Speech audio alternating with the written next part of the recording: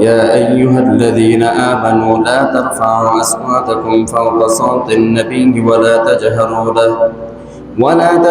له بالقول كجهر بعضكم لبعض أن تحبط أعمالكم وأنتم لا تشعرون আল্লাহ তাআলা বলেন, হে ঈমানদারগণ, তোমরা তোমাদের নবীর সাথে যেরকম ভাবে কথা বলো তখন তোমাদের আওয়াজগুলো এরকম ভাবে উঁচু করো না। একে অপরের সাথে যেরকম ভাবে কথা বলো, যেরকম উঁচু গলায় কথা বলো, এরকম ভাবে কি করো না, তোমাদের আওয়াজগুলোকে এরকম ভাবে উঁচু করো না। যদি তোমাদের আওয়াজগুলোকে এরকম ভাবে যদি উঁচু করো, নবীর আওয়াজের চাইতে যদি তোমাদের আওয়াজগুলোকে যদি এরকম ভাবে উঁচু করো, আল্লাহ তাআলা বলেন তাহলে তোমাদের পিছনের সমস্ত আমলগুলো বরবাদ হয়ে যাবে। সাহাবায়ে কেরামদেরকে এই আওয়াজগুলো আস্তে বলার নির্দেশ দিয়েছেন। এই আয়াত কারিমা নাজিল হওয়ার কারণ হলো, এই আয়াত কারিমা নাজিল হওয়ার প্রেক্ষাপট হলো, একবার নববীর মধ্যে নবী করিম সাল্লাল্লাহু আলাইহি ওয়াসাল্লাম বসে আছেন। এরকম সময় আবু বকর এবং উমর দুইজন সাহাবী এরকম ভাবে নবীর সামনে এরকম বসা।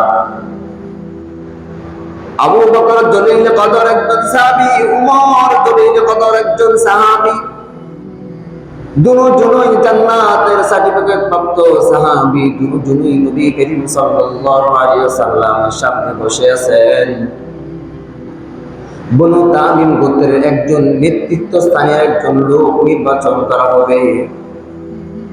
এই নির্বাচন করা নিয়ে ওমর রাদিয়াল্লাহু তাআলা একজনের নাম বললেন, আবু বকর সিদ্দিক রাদিয়াল্লাহু তাআলা একজনের নাম বললেন। দুইজন ব্যক্তি দুইজনের নাম বললেন, ওমর একজনের নাম বললেন, আবু বকর সিদ্দিক রাদিয়াল্লাহু তাআলা একজনের নাম বললেন। এবার আবু বকর সিদ্দিক রাদিয়াল্লাহু তাআলা বলেন, ওমর, তোমার কাজই হলো আমার বিরোধিতা করা, কারণ সর্বদাই তুমি খালি আমার বিরোধিতা করো। কারণ কি, যখন তাদের দুইজনের মধ্যে যখন এরকম ভাবে বাক বিতণ্ড শুরু হয়ে গেল, উঁচু গলায় তারা কথা বলতেছেন, নবীর সামনে এরকম ভাবে উঁচু গলায় কথা বলতেছেন, এটা আল্লাহ তাআলা বরদাস্ত করেন নাই, আল্লাহ তাআলা পছন্দ করেন নাই। সাথে সাথে আল্লাহ তাআলা এই আয়াত কারিমা নাজিল করে দিলেন। বলেন না সুবহানাল্লাহ। যে নবীর সামনে আল্লাহ তাআলা বলতেছেন, নবীর সামনে উঁচু গলায় কথা বলো না, নবীর সামনে উঁচু গলায় কথা বলা যাবে না, নবীর সামনে আস্তে গলায় কথা বলতে হবে। এটা আল্লাহ তাআলা কোরআন কারীমের মধ্যে শিক্ষা দিয়েছেন। যারা হজের মধ্যে গেছেন, যারা হজ করতে গেছেন, তারা দেখছেন তো অবশ্যই যে নবী করিম সাল্লাল্লাহু আলাইহি ওয়াসাল্লামের রওজা শরীফের মধ্যে এই আয়াতে কারিমাও এখনো দেখা আছে। কারণ মসজিদ নবী করিম সাল্লাল্লাহু আলাইহি ওয়াসাল্লামের রওজা পাশে যায়ও এরকম ভাবে জোরে গলা কথা বলা যাবে না, এরকম ভাবে নম্র ভদ্র অবস্থায় নবী করিম সাল্লাল্লাহু আলাইহি ওয়াসাল্লামের রওজায় সালাম দিতে হবে। এই শিক্ষা আল্লাহ তাআলা কিয়ামত পর্যন্ত দিয়ে দিবেন। যে নবীর সুন্নতের ক্ষেত্রে কোন জায়গার মধ্যে যদি নবীর সুন্নত নিয়ে কথা বলতেছেন, আল্লাহ তাআলার কালামুল্লাহ নিয়ে কথা বলা হইতেছে, নবীর সুন্নতের আদর্শ নিয়ে কথা বলা হইতেছে, এই আয়াতের দ্বারা শিক্ষা এটাই যে যখন নবী করিম সাল্লাল্লাহু আলাইহি ওয়াসাল্লাম কোরআন এবং সুন্নতের আলোচনা করা হয়, ওই আলোচনার মধ্যে উচ্চ স্বরে কথা বলা যাবে না। যদি তুমি উচ্চ স্বরে কথা বলো, তাহলে তোমার সমস্ত পিছনের সমস্ত আমল আল্লাহ তাআলা বরবাদ করে দিবে। এই জন্য উচ্চ স্বরে আওয়াজ করা যাবে না, একদম আস্তে আওয়াজ করতে হবে। উমর এবং আবু বকর সিদ্দিক রাদিয়াল্লাহু তাআলা আনহুমা দুজনেই এরকম ভাবে এই আয়াতে কারিমা নাযিল হওয়ার পর তারা এরকম আস্তে গলায় কথা বলতেন।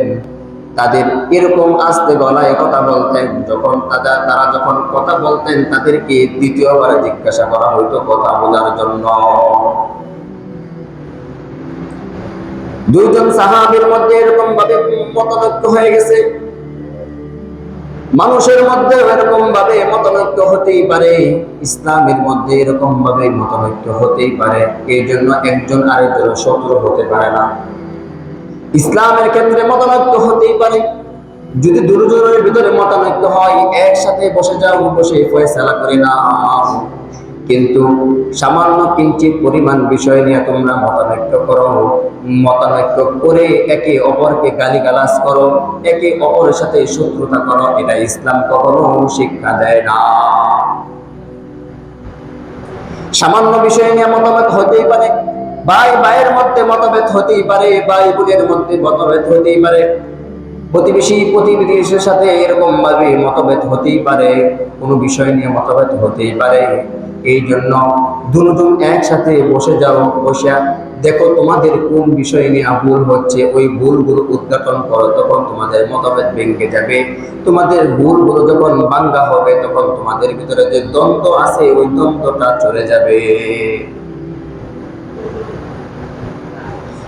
এই জন্যই আল্লাহ তাআলা এই আয়াতে কারিমা নাযিল করে দিলেন।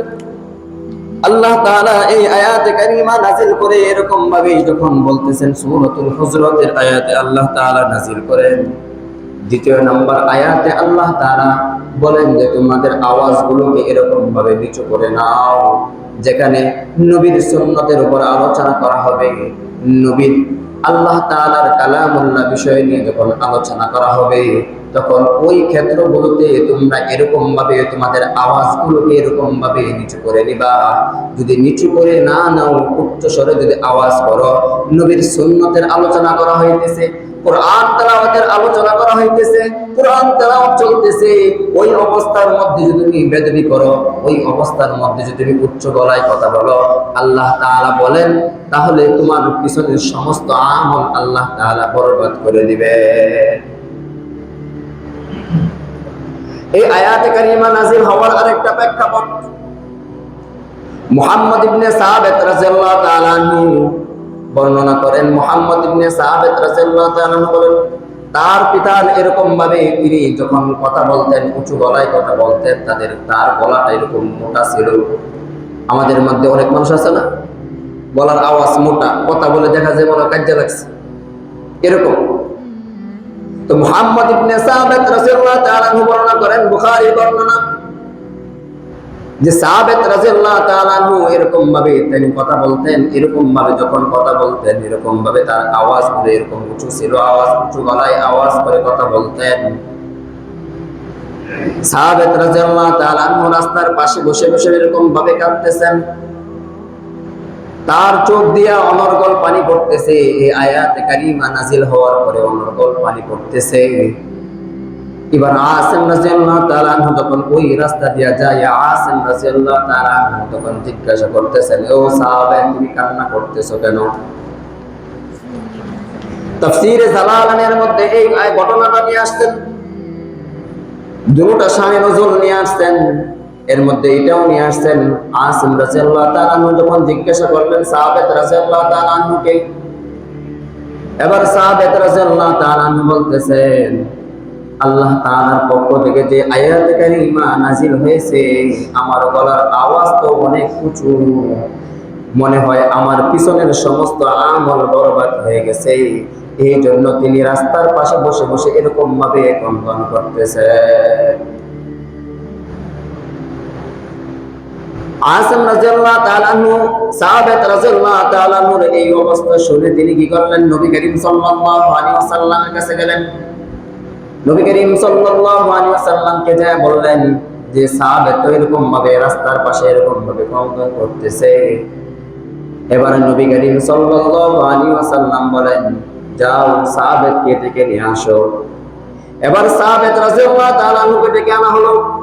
এবার সাহাবাত রাদিয়াল্লাহু তাআলা আনহুকে ডাকার পরে নবী করিম সাল্লাল্লাহু আলাইহি ওয়াসাল্লাম সাহাবাতকে বলতেছেন, ও সাহাবাত তুমি কি চাও না তোমার আওয়াজটাকে এরকম ভাবে নম্র ভাষায় কথা বলতে? তুমি কি চাও না বিনয়ী হতে? তুমি কি চাও না আল্লাহ তাআলার কাছে একটা বিনয়ী বান্দা হতে? তুমি কি চাও না বিনয়ী বান্দা হয়ে তুমি কি জান্নাত কামাই করতে চাও না? এবার বলতেছেন, হ্যাঁ আমি চাই। তখন নবী করিম সাল্লাল্লাহু আলাইহি ওয়াসাল্লাম বলেন, তাহলে তোমার আওয়াজটাকে এরকম ভাবে বিনয়ের সাথে আওয়াজ করবা, উঁচু গলায় কোনো আওয়াজ করবা না, এর বিনিময়ে আল্লাহ তাআলা তোমাকে অবশ্যই জান্নাত দান করবেন। যে দুইটা শানে নজুল এই আয়াতের ক্ষেত্রে, যে দুইটা শানে নজুল দ্বারা একটাই বোঝা যায় যে কোনোভাবে আওয়াজ করা যাবে না। কোন জায়গার মধ্যে যদি এরকম ভাবে কোরআন সুন্নাহ আলোচনা করা হয় তাহলে আওয়াজ করা যাবে না, উচ্চ গলায় কথা বলা যাবে না। কোন পীর মাশায়েখ মুরব্বিয়ান কোন মজলিসের মধ্যে বড় বড় মুরব্বিয়ান যারা কথা বলতেছেন তাদের সামনে এরকম ভাবে উচ্চ গলায় আওয়াজ করা যাবে না। কোন পীর মাশায়েখের সামনে এরকম ভাবে বড় গলায় আওয়াজ করা যাবে না।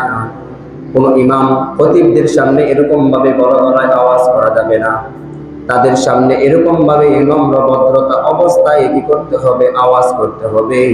যদি তাদের সামনে যদি নম্র ভদ্র অবস্থায় যদি আওয়াজ না করি তাহলে আল্লাহ তাআলার ঘোষণা হলো যে আপনার পিছনের সমস্ত আমল আল্লাহ তাআলা বরবাদ করে দিবেন। যদি আমাদের আওয়াজগুলোকে যদি সংযত রাখি, আমাদের আওয়াজগুলো যদি আমরা যদি নিচু করে রাখি তাহলে আল্লাহ তাআলা কি ফায়দা দিবেন? আল্লাহ তাআলা পরের আয়াতে বলেন, ইন্নাল্লাযীনা ইয়াগুদ্দুনা আসওয়াতাহুম ইনদা রাসূলিল্লাহ উলাইকাল্লাযীনা ইমতাহানাল্লাহু কুলুবাহুম লিত-তাকওয়া লাহুম মাগফিরাতুন ওয়া আজরুন আযীম। আল্লাহ তাআলা জানায় দিলেন, যদি তোমাদের আওয়াজগুলোকে যদি তোমরা এরকম ভাবে নিচু রাখো, তোমাদের আওয়াজগুলোকে যদি এরকম ভাবে নিচু করে রাখো, তোমাদের নবীর সামনে যদি তোমাদের আওয়াজগুলোকে যদি এরকম ভাবে নিচু করে রাখো তাহলে আল্লাহ তাআলা বলেন, উলাইকাল্লাযীনা ইমতাহানাল্লাহ, অবশ্যই আল্লাহ তাআলা তাদেরকে পরীক্ষা করবেন, তাদের অন্তরগুলো পরীক্ষা করবেন লিত-তাকওয়া, তাকওয়া গঠন করার জন্য। আল্লাহ তাআলা তাকওয়া বানায় দেওয়ার জন্য তাদেরকে তাদের অন্তরগুলোকে আল্লাহ তাআলা পরীক্ষা করবেন। আল্লাহ তাআলা বলেন, লাহুম মাগফিরাতুন ওয়া আজরুন আযীম।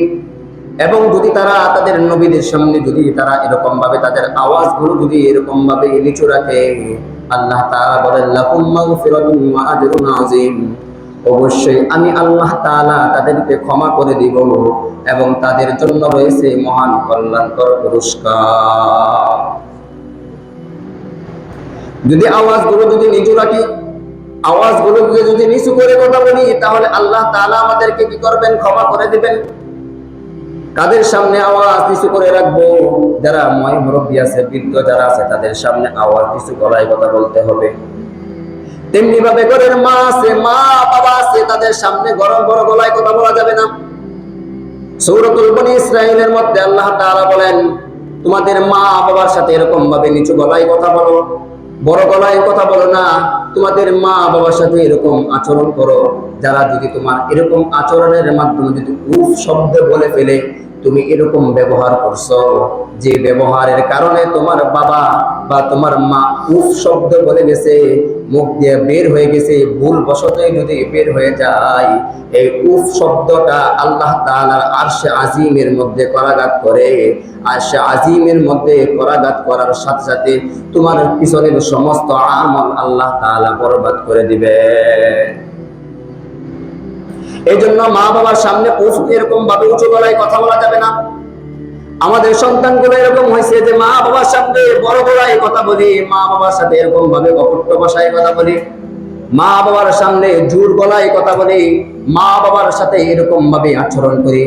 একবার নয়, শতবার নয়, হাজার হাজার বার মা বাবা কষ্টে, তাদের অন্তর কষ্টে ফেটে যায় এবং তাদের চোখ দিয়া অনর্গল পানি পড়ে। মনে রাখো, তুমি তোমার মা এবং তোমার বাবার চোখ দিয়া পানি জড়াইছো, জেনে রাখো তোমারও একদিন তার চাইতেও বেশি তোমার চোখ দিয়া পানি ঝরবে। তুমি যতটুকু করবা ততটুকুই ফল তুমি পাইবা। দুনিয়ার মধ্যে তুমি যতটুকুই আচরণ করবা ততটুকুই ফল তুমি পাইবা। তুমি যদি তোমার মা বাবার সাথে যদি ভালো আচরণ করো, তোমার সন্তান তোমার সাথে ভালো আচরণ করবে। তুমি যদি তোমার মা বাবা ইন্তেকাল হয়ে গেছে, তুমি যদি তোমার মা বাবার খোঁজ খবর নিয়ে যদি ভালো কিছু দান করো, মা বাবার জন্য যদি সদকা জারিয়া হিসেবে যদি দান করো, মা বাবার কবরের পাশে যদি দোয়া করো, তাহলে মনে রাখবা তোমার সন্তান তোমার জন্য এরকম ভাবে সদকা জারিয়া হিসেবে দান করবে। তোমার মা বাবার জন্য যদি তুমি তোমার মা বাবার কবরের পাশে যায় যদি তুমি এরকম ভাবে দোয়া করো, তাহলে মনে রাখো তোমার সন্তানও একদিন তোমার কবরের পাশে যায় এরকম ভাবে দুই হাত তুলে তোমার মাগফিরাতের কামনা করবে। এই জন্য এই অর্জন দুনিয়া থেকে কামাই করতে হবে, এই অর্জন দুনিয়া থেকে কামাই করতে হবে। যদি আমার চক্ষু দুইটা বন্ধ হয়ে যায়, তাহলে যতই চেষ্টা করি কামাই করার কোনো সম্ভাবনা নাই, কামাই করার কোনো সম্ভাবনা নাই। মানুষের ভুল দুই জায়গার মধ্যে ধরা পড়ে, এক জায়গায় হলো সফরের মধ্যে, আর একটা হলো কবরের মধ্যে। কবরের মধ্যে যখন তোমার চোখ দুইটা বন্ধ হয়ে যাবে, বন্ধ হয়ে যাওয়ার পরে যখন তোমার মানুষ, তোমার প্রতিবেশী, তোমার ঘরের মানুষ সবাই যখন প্রতিবেশী মিলে যখন তোমাকে কবরে দেয় আসবে, তখন তুমি যতই বলো না তোমার পার্শ্ববর্তী অনেক কিছু আছে, কেউ তোমাকে সাহায্য করবে না, কেউ তোমাকে কোনো সাহায্য আসবে না। তোমার সওয়ালের জবাব তোমাকে দিতে হবে, তোমার কবরের হিসাব তোমাকে দিতে হবে।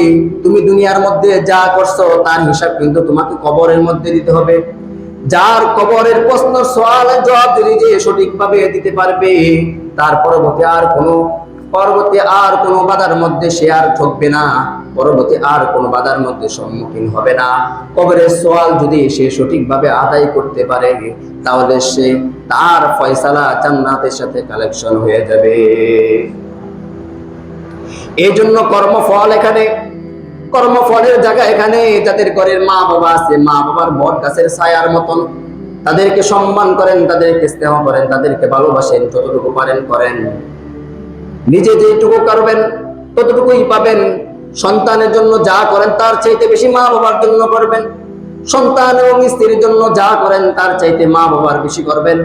অনেক সন্তান এরকম আছে, মা বাবার কোনো খোঁজ খবর রাখে না, মা বাবাকে দেখশন করে না, মা বাবার কোনো খোঁজ খবর রাখে না, মা খাইতেছে না বাবা খাইতেছে এরকম কোনো খোঁজ খবর আজও পর্যন্ত অনেক সন্তান এরকম আছে, করে না। আল্লাহ তাআলা বলেন, এরকম কষ্টের মধ্যে যদি মা যদি উফ শব্দ বলে, আমার সন্তান আমাকে এরকম কষ্ট দিয়েছে, এরকম যদি উফ শব্দ বলে ফেলে, উফ শব্দ বলার সাথে সাথে তোমার দুনিয়ার জিন্দেগির মধ্যে যা আমল আছে, যতবার তুমি হজ করো না কেন, যতই উমরা করো না কেন, যতই দান সদকা করো না কেন, কোনো আমলে তোমার কাজে আসবে না যদি মা বাবা যদি উফ শব্দ বলে ফেলে। এই জন্য তাদের মা বাবা আছে, আজকে থেকে তওবা করে নেন, আর কখনো মা বাবার সামনে এরকম ভাবে উঁচু গলায় কথা বলবো না, মা বাবার সামনে এরকম ভাবে বদ আচরণ করব না, খারাপ ভাষায় কথা বলবো না, মা বাবার সাথে খারাপ ব্যবহার করব না, সর্বদাই নিচু গলায় নম্র ভাষায় মা বাবার সাথে কথা বলবো, নম্র ভাষায় আচরণ করব। আজকে থেকে এই ওয়াদা সকলেই করে নেই, এবং অতীতে ভুল করে থাকলে আজকে থেকে তওবা করে নেই, যাতে করে আল্লাহ তাআলা আমাদের অতীতের ভুলগুলো যেন ক্ষমা করে দেয়। এই আমলগুলো করব তো ইনশাআল্লাহ। আল্লাহ তাআলা আমাদের সবাইকে এই আমলগুলো করার তৌফিক দান করুন। পরের আয়াতে আল্লাহ তাআলা বলেন, ইন্নাল্লাযীনা ইউনাদুনাকা মিন ওয়ারাইল হুজুরাতি আকসারুহুম লা ইয়াকিলুন। যে এরকম ভাবে নবী করিম সাল্লাল্লাহু আলাইহি ওয়াসাল্লাম ঘরের মধ্যে আছেন, এরকম সময় আয়েশা এরকম ভাবে বনু তামিম গোত্রের এরকম কিছু ব্যক্তিরা আয়েশা নবী করিম সাল্লাল্লাহু আলাইহি ওয়াসাল্লামের কাছে আয়েশা বলতেছেন, নবী করিম সাল্লাল্লাহু আলাইহি ওয়াসাল্লামকে ডাকা শুরু করলেন। নবী করিম সাল্লাল্লাহু আলাইহি ওয়াসাল্লামকে ডাকা শুরু করলেন। আল্লাহ তাআলা বলেন, যারা এরকম ভাবে ডাকে তারা অধিকাংশই অজ্ঞ, তারা তাদের মধ্যে কোনো জ্ঞান নাই। আল্লাহ তাআলা বলে দিতেছেন যে অধিকাংশ মানুষ এরকম ভাবে আছে, যারা এরকম ভাবে কি করে, আয়েশা হুমুক করে হুমান ডাকাডাকি করে। আল্লাহ তাআলা এটা পছন্দ করেন না। বনু তামিম গোত্রের এরকম একজন ব্যক্তি আয়েশা নবী করিম সাল্লাল্লাহু আলাইহি ওয়াসাল্লামের ঘরের বাইরে থেকে এরকম ভাবে যোহরের সময় নবী করিম সাল্লাল্লাহু আলাইহি ওয়াসাল্লাম খানা পিনা করে যখন কাইলুলা করতেছেন, দুপুরে খানা খাওয়ার পরে একটু বিশ্রাম নেওয়া সুন্নাত, এবং রাত্রে খাওয়ার পরে একটু 40 কদম হাঁটা সুন্নাত, এটা পালন করবেন। যখন নবী করিম সাল্লাল্লাহু আলাইহি ওয়াসাল্লাম দুপুরের খাবার খেয়ে যখন একটু কাইলুলা করতেছেন, ঘরের মধ্যে একটু বিশ্রাম নিচ্ছেন, এরকম সময় এক ব্যক্তি আয়েশা, বনু তামিম গোত্রের এক ব্যক্তি আয়েশা নবী করিম সাল্লাল্লাহু আলাইহি সাল্লামকে নাম ধরে ডাকতেছেন, ইয়া মুহাম্মদ, ইয়া মুহাম্মদ। এটা আল্লাহ তাআলার কাছে পছন্দ হয় নাই, আল্লাহ তাআলার কাছে এটা পছন্দ হয় নাই। আল্লাহ তাআলা বলে দিলেন, ওয়াকসারুহুম লা ইয়াকিলুন, অধিকাংশই তারা এরকম ভাবে আকল বিহীন, তাদের কোনো জ্ঞান নাই, এরকম ব্যক্তিরা এরকম ভাবে ডাকে। আল্লাহ তাআলা জানায় দিলেন, পরের আয়াতের মধ্যে আল্লাহ তাআলা বলেন ওয়ালাউ আন্নাকুম সাবারু হাত্তা তাখরুজা ইলাইহিম লাকানা খায়রাল লাহুম, যদি তারা এরকম ভাবে ডাকছেন, এরকম ভাবে নবীর ঘরের সামনে এসে নবী করিম সাল্লাল্লাহু আলাইহি ওয়াসাল্লামকে ডাকতেছেন মুহাম্মদ মুহাম্মদ বলে, এটা আল্লাহ তাআলার কাছে পছন্দ হয় নাই। এরকম ভাবে যখন একজন মানুষ আরেকজনের বাড়িতে যায়, এরকম ভাবে তার নাম ধরে ডাকে, একজন বন্ধু যায় আরেকজন বন্ধুর বাড়িতে যায় নাম ধরে ডাকে, এটা আল্লাহ তাআলার কাছে পছন্দ নয়। নবী করিম সাল্লাল্লাহু আলাইহি ওয়াসাল্লাম এরকম ভাবে নাম ধরে ডাকতেছেন, যেরকম ভাবে আমরা অপরকে এরকম ভাবে নাম ধরে ডাকি, সালিমুল্লাহ, আব্দুর রহমান এরকম ভাবে নাম ধরে ডাকি, এরকম ভাবে বনি তামিম গোত্রের একজন ব্যক্তি আয়েশা নবী করিম সাল্লাল্লাহু আলাইহি ওয়াসাল্লাম এরকম ভাবে নাম ধরে ডাকতেছেন। নবী করিম সাল্লাল্লাহু আলাইহি ওয়াসাল্লাম কে যখন নাম ধরে ডাকলেন, আল্লাহ তাআলার কাছে এটা পছন্দ হয় নাই, তখন আয়াতে কারিমা নাযিল করে দিলেন এবং আল্লাহ তাআলা বলে দিলেন যদি তারা এরকম ভাবে ধৈর্য ধারণ করত, যতক্ষণ না পর্যন্ত আপনি বের হওয়ার আগ পর্যন্ত, যদি তারা তাদের নিকট বের হওয়ার আগ পর্যন্ত যদি তারা আপনি যদি তাদের নিকট বের হওয়ার আগ পর্যন্ত যদি তারা ধৈর্য ধারণ করত, অবশ্যই লাকানা খায়রাল লাহুম, অবশ্যই তাদের জন্য কল্যাণকর হয়ে যাইত। এই জন্য এই আয়াত দ্বারা কি শিক্ষা পাইলাম, যদি আমরা কোনো ব্যক্তির বাড়িতে যাই, কোনো ব্যক্তির বাড়িতে যাওয়ার কারণে যদি বাড়িতে কোনো ব্যক্তির বাড়িতে গেলাম, বাড়িতে যাওয়ার পরে এরকম ভাবে তাকে এরকম ভাবে ডাকা যাবে না। কারণ একটা মানুষের অনেক ভালো এবং মন্দ দুনো দিকই আছে। একটা মানুষের তো সব কিছুই আছে, যদি আপনি এরকম সময় গেছেন, সে এরকম সময় তার ঘুমানোর সময় আপনি তাকে ডাকতেছেন। একটা মানুষের প্রাইভেসি আছে, এরকম ভাবে যে কোনো সময় কোনো ব্যক্তিকে এরকম ভাবে ডাকা যাবে না। এরকম ভাবে তার হালত জানার পরে তাকে ডাকবেন যে এই সময় সে ব্যক্তিটা কিরকম করে, এই সময় ওই ব্যক্তিটা কোন কাজের মধ্যে আছে, এরকম ভাবে ডাকবেন। কারণ নবী করিম সাল্লাল্লাহু আলাইহি ওয়াসাল্লামকে এরকম ভাবে যখন ডাকলেন, এই জন্য নবী করিম সাল্লাল্লাহু আলাইহি ওয়াসাল্লামকে নির্দেশনা অনুযায়ী আল্লাহ তাআলা আয়াত কারিমা নাযিল করে দিলেন, যখন তোমরা নবীকে এরকম ভাবে না ডাকো, কারণ নবীকে অন্য মানুষদেরকে যেভাবে ডাকো তোমরা নবীকে এরকম ভাবে ডাকো না। কারণ যদি এরকম ভাবে যদি তোমরা ধৈর্য ধারণ করতে পারো, অবশ্যই তোমাদের জন্য কল্যাণ রয়েছে, এর জন্য কল্যাণ রয়েছে। এই জন্য কোনো মানুষের বাড়িতে যায় এরকম ভাবে উমুক তুমুক করে ডাকা ঠিক না। আমরা তো অনেক সময় ধৈর্য হারায় লাই, উমুকের বাড়িতে গেছি যায় অনেক ডাকতেছে, ওই বাড়িতে আসো কিনা, বাড়িতে আসো কিনা। ইসলাম এটাকে শিক্ষা দেয় না। একটা মানুষ তার সব দিকেই আছে, এই জন্য তার অবস্থা জেনে তাকে ডাকা। আপনি ডাক দিয়েছেন কিন্তু ডাক দিয়েছেন ঠিক আছে, কিন্তু ধৈর্য ধারণ করেন, কিন্তু ধৈর্য ধারণ করতে পারি না, কি করি? অনর্থক ডাকতেছি। আর যদি এরকম অনেক মানুষ আছেন যে কি করি, ডাক না দেওয়ার পরে একটু অপেক্ষা করছে, আর যখন সে দরজা খোলে না তখন কি করি, পারমিশন ছাড়াই ঢুকে যায়।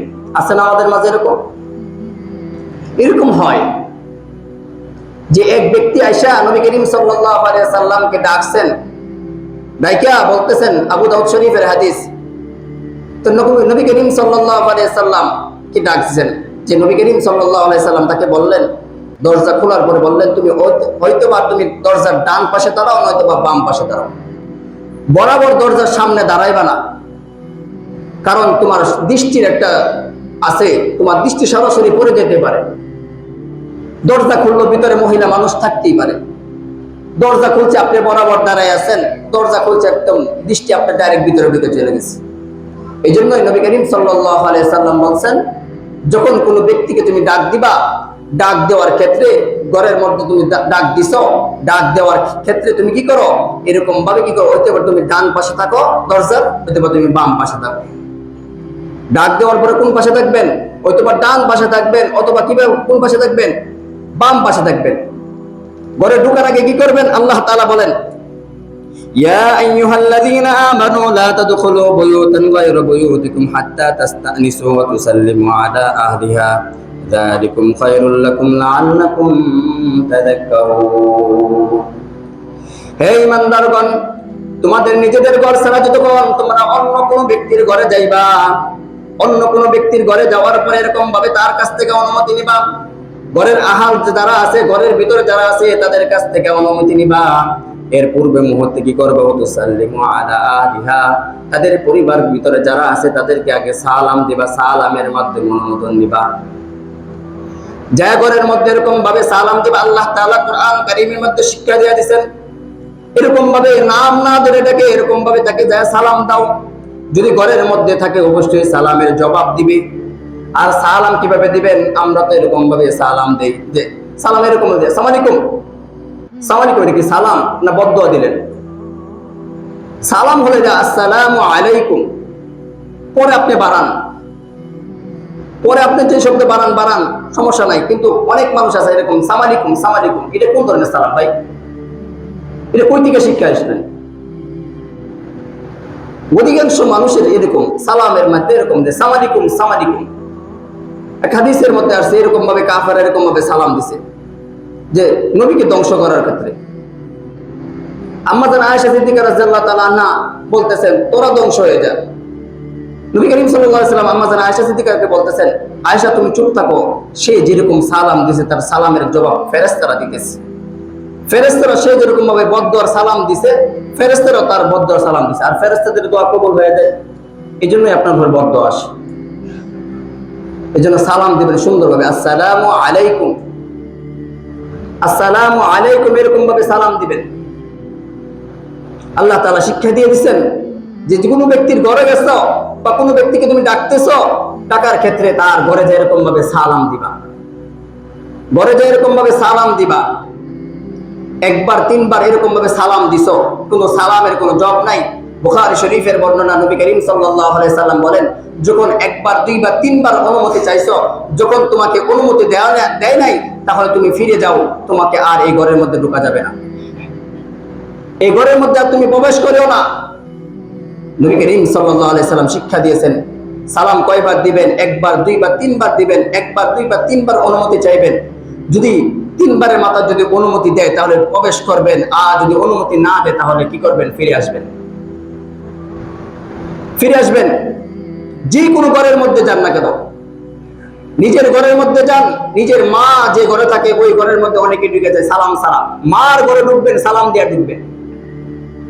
নিজের মায়ের ঘরে ঢুকবেন, সালাম দিয়া ঢুকবেন। নিজের ভাইয়ের ঘরে ঢুকবেন, সালাম দিয়া ঢুকবেন। নিজের বোনের ঘরে ঢুকবেন, সালাম দিয়া ঢুকবেন। পারমিশন দিবেন, ঢুকতে পারবো কি পারবো না। মায়ের ঘরে ঢুকবেন, বাবার ঘরে ঢুকবেন, ঢুকার সময় পারমিশন নেবেন যে ঢুকতে পারবো কি পারবো না। নবী করিম সাল্লাল্লাহু আলাইহি সাল্লামের কাছে এক ব্যক্তি আয়েশা বলতেছেন, হে আল্লাহর রাসূল, আমি কি আমার মায়ের ঘরে ঢোকার সময় কি পারমিশন নেওয়া লাগবে, অনুমতি নেওয়া লাগবে?